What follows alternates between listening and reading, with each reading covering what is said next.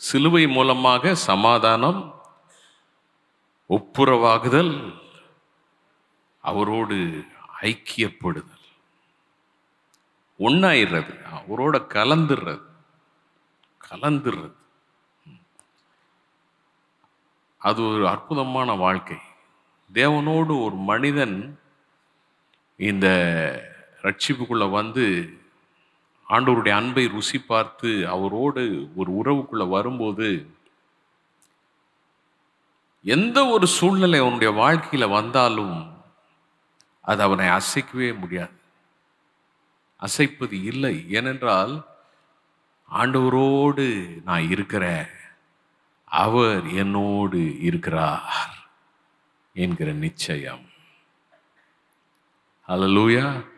அவர் என்னோடு இருக்கிறதுனால, நான் அவரோடு இருக்கிறதுனால, அவரும் நானும் ஐக்கியப்பட்டிருக்கிறதுனால,